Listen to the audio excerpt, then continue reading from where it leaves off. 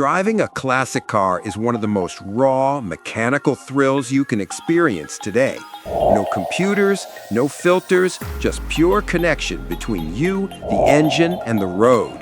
But let's be honest, driving a classic in 2025 isn't all sunshine and chrome bumpers. Modern traffic, today's fuel, safety issues, and repair headaches can turn that dream ride into a reality check fast. So today, we're breaking down 8 things that are actually tough about driving a classic car today. The stuff nobody tells you before you buy one. You're always listening for new noises. Classic cars talk constantly. Some noises are harmless, but others mean trouble. And you learn to tell the difference, sometimes the hard way. A clunk from the rear suspension might be a worn bushing. A rattle in the dash could be a loose screw from 1983. A ticking sound under the hood might be a lifter that needs adjusting. On something like a 1990 Jeep Cherokee, a whining fuel pump is a common warning sign that failure is incoming. On a 1987 Fox Body Mustang, belt squeal often hints at alignment or tension issues. Even when nothing is technically wrong, classic cars just make more noise because insulation was worse, rubber ages, and mechanical components weren't designed for silence. You constantly monitor the gauges, listen for new sounds, and sniff for unusual smells. It's part of the charm, but it also means you never fully relax behind the wheel. Many owners carry emergency toolkits because old cars can surprise you. A stuck choke, a loose battery terminal, or a cracked hose can turn a simple drive into a roadside repair session. Insurance costs and rules aren't always simple. Insurance for a classic car isn't always straightforward, especially when the car has high replacement costs or collectible value. Take the 1991 Acura NSX as an example. A typical full-coverage policy comes in at around $300 per month, as per Compare.com, which works out to roughly $3,600 a year. That's not a small number, and it's before you factor in things like driving history, storage situation, or zip code. Collector insurance can sometimes be cheaper, but it usually comes with restrictions. Many policies limit mileage, require garage storage, or ban daily driving entirely. If you want the freedom to use your classic car whenever you like, you often have to move to a standard policy, which costs more. The NSX also shows how value affects premiums. A clean 1991 model is now valued well above $100,000, which pushes comprehensive and collision rates higher because repairs and parts are expensive. Even something like a simple bumper repair can cost thousands because OEM components are rare and aftermarket options are limited. Finding replacement parts can feel like a treasure hunt. One of the toughest things about living with a classic car today is sourcing parts. If you're driving something common like a late 90s Ford Mustang or an early 2000s Honda Civic, there's still decent aftermarket support. But once you go older or pick something a little obscure, things get tricky pretty quickly. As an example, take a peek at Repair Pal's parts estimates for older models, and you'll see how quickly things go pear-shaped. A 1995 BMW 325i, which is now a genuine classic car at 30 years old, shows a fuel pump replacement cost ranging from $621 to $1,190 for parts and labor. That's for something as basic as a fuel pump. If you're dealing with less common machinery, like a 1987 Mercedes 560 SL, a power steering pump replacement can jump to $1,900 to $2,100 depending on availability. If you're unlucky enough to need body panels, the prices climb even higher. Something as simple as a chrome bumper for a 1970s American sedan can cost more than $1,000, and that's if you're lucky enough to find one that isn't dented or deeply pitted. Reproduction panels exist for many muscle cars, but not all reproductions are equal. Fitment issues, rough finishing, and thin metal aren't uncommon. Time pardons no machine. Owners of niche or low production models often end up scavenging through junkyards, combing Facebook groups, or messaging strangers on forums. You may find yourself waiting weeks for a part to arrive from halfway across the country, only to realize it's not the right version because your classic car went through a mid-year revision that nobody documented clearly.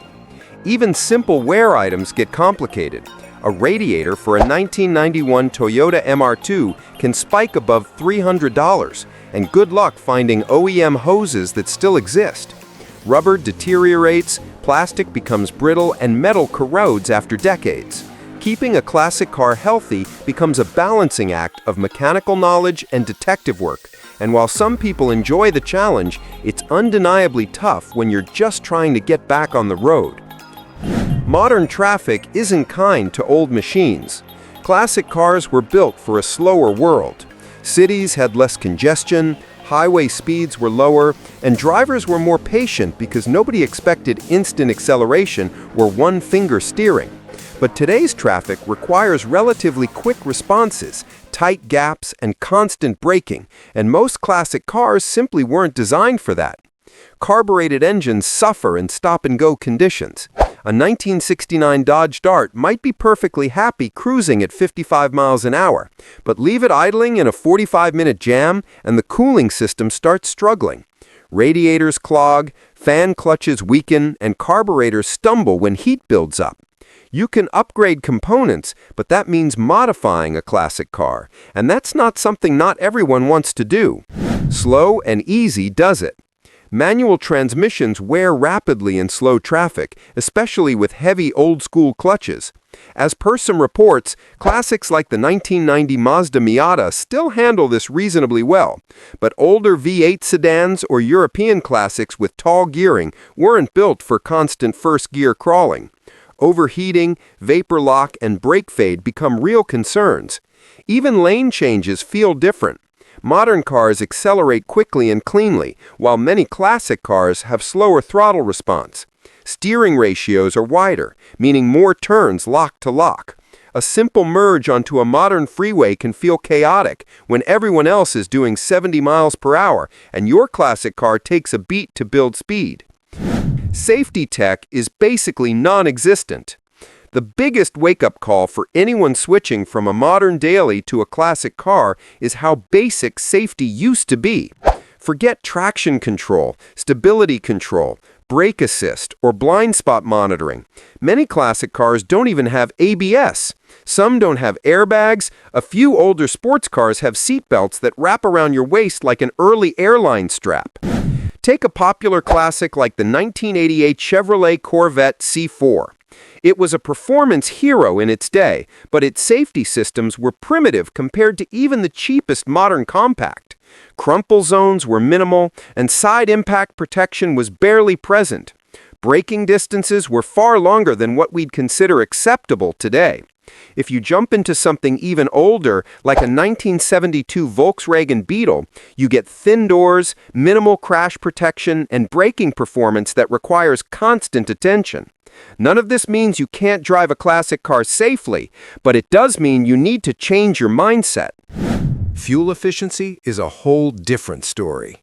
Classic cars were born in an era when fuel prices were lower and efficiency wasn't a major selling point. Even compact classics struggle with MPG today. A 1994 Ford Bronco might return around 12 to 14 MPG if you're lucky, and that's with gentle driving. Something like a 1970 Chevrolet Chevelle SS396 would be thrilled to hit 10 mpg on a good, slow day. Combine that with today's fuel prices and weekend cruising stops being cheap fun quickly. A long Sunday drive in your classic car can easily eat up $60 to $100 in gas. Highway driving doesn't always help because carburetors often run richer at steady speeds. Premium fuel requirements add more cost. Many classic engines knock if they're fed regular 87 octane.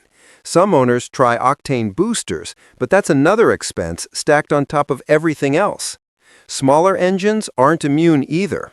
A 1985 Toyota Celica Supra might look efficient, but its straight six is thirsty by modern standards and, as per most reports, returns well under 20 mpg.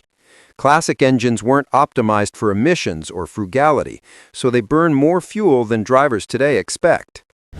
Cold starts and weather can test your patience. Weather affects classic cars in ways younger drivers might find surprising. Carburetors hate cold mornings, ignition systems mess with humidity, and older seals don't appreciate sudden temperature swings. Even well-tuned classic cars have personalities that change with the weather. On a chilly morning, something like a 1989 Toyota pickup with its carbureted four-cylinder needs a couple of pumps, a gentle crank, and a bit of finesse to stay running until it warms up. On a damp day, an older British classic like an MG Midget might misfire or stumble until the ignition dries out. Heating and AC systems aren't dependable either. Early AC systems weren't built for heat like today, and older compressors wear out. Restoring them isn't cheap, and refrigerant conversions add another layer of complexity. A long drive in summer traffic inside a classic car often means sweating more than driving. Modern drivers don't always understand your pace. This might be the most frustrating part of driving a classic car today. Other drivers don't always give you space, and many expect you to accelerate and brake like a modern SUV. Try cruising in a 1967 Pontiac Firebird with drum brakes and see how tailgaters behave. They'll sit inches from your bumper because they assume you can stop like a modern sedan. At night, old headlights make visibility tougher, and new LED units from other cars feel like they're burning holes in your retinas. Crosswinds affect older cars more because aerodynamics were primitive. A 1980 Jeep CJ7 wanders at highway speeds, and people passing at 80 miles per hour don't realize it's not easy for you to hold lane position. Parking lots bring their own challenges.